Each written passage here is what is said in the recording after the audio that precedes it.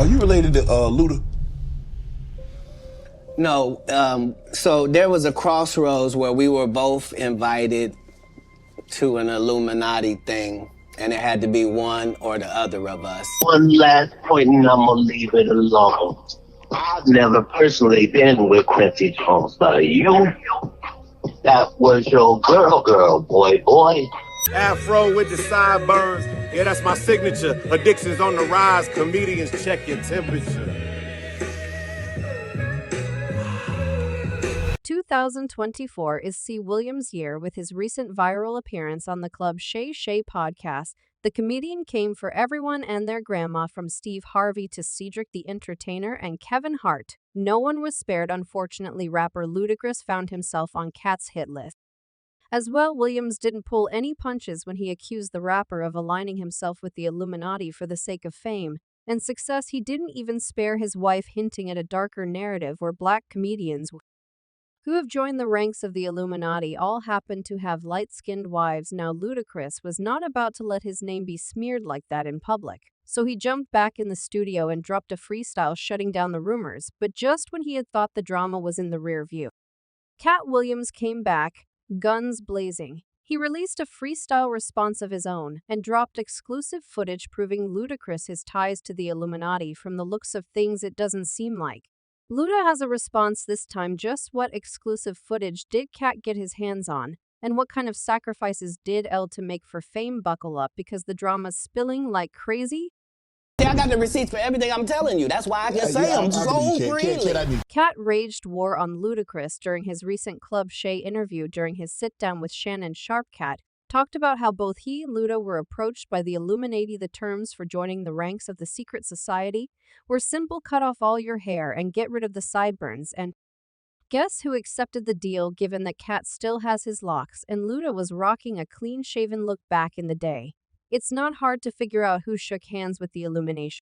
Where we were both invited to an Illuminati thing, and it had to be one or the other of us, and decisions had to be made. So it was both of us, we were equal. One of us had to cut off all their hair and couldn't do the sideburn thing no more with the points. The way Luda accepted the award had some fans thinking he knew about the win beforehand. Fans also noticed that Ludacris was no longer rocking his signature sideburns anymore. That said, Katt wasn't interested in aligning himself with the secret society despite all the glamour they promised over the years. Katt has presented himself as an individual who's interested in protecting his integrity instead of chasing the millions. Speaking about the offer, Katt said, and the next person they said was going to get $200 million because they were going to pay him $10 million a movie to do 20 movies, and that's how the conversation happened. One of those persons turned out to be Ludacris, and the other person turned out to be Katt Williams. So that's the story of how Luda sold his soul to the devils of Hollywood. It may seem like there might be some truth to Katt's words after all, since Luda ended up on the front page of Hollywood following the success of his role in Fast and Furious. It proved to be a money maker for the rapper, as the franchise went on to release 10 installments along with a spin-off movie. Ludacris has been involved in 7 of these, earning himself a decent net worth of $40 million. And the winner for the best rap album goes to Ludacris. Is your year, baby. So y'all telling me all I had to do was cut my hair to win the best rap album? That's what y'all telling me? Huh? Meanwhile, Katt stands at about a measly $2 million, though. Katt suggested that he was loaded during the Club Shay interview, saying, "I saw my net worth, I had that on me. What I'm saying is my net worth is more than my last Netflix deal." Still, the figures seem to back up Katt's claims about Luda signing a deal with the devil. However, that's not all that Katt had to say about Luda. He cranked up the heat by taking shots at his wife Udui, calling her light-skinned and ugly-faced. Sir, Fast and Furious is on what number right 10. now? 10. 200 million. I might need to get me one of them old women that look the same.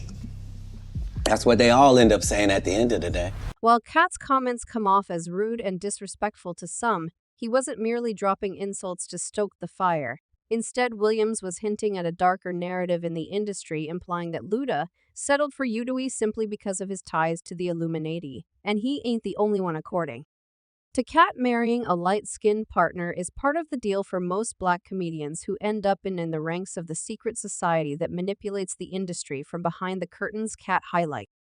Head the way the elite exploit the vulnerability of young artists, coercing them into actions they wouldn't typically consider. Interestingly, when questioned, these artists often claim it was entirely their choice. During the interview, Katt brought up the Kevin Hart controversy, once more reminding everyone how the comedian had sworn off from wearing the dress, only to do the exact opposite to appease those in power when the opportunity came knocking. One person ended up with a light-skinned, ugly-faced wife that's never done it. Remember I told you that if I say that, it applied to 7 people? Yes.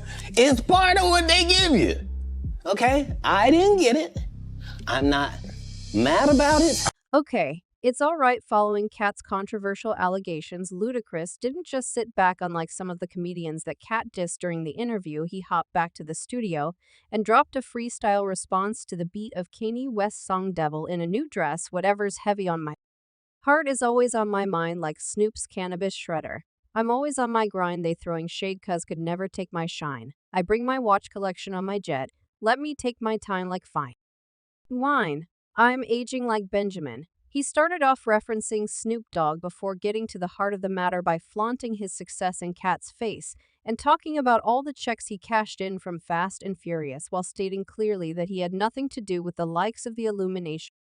Luda also took a moment to pay his respects to John Singleton, the late director behind the 2032 Fast 2 Furious movie that introduced the rapper to the franchise. I only left with when coming from any party now. I'm married with kids. The evolution of life. Never been a clout chaser. Never save for likes. Rip John Singleton. You never have to flex when you earn every one of your Fast INF Furious checks. Afro with the sideburns.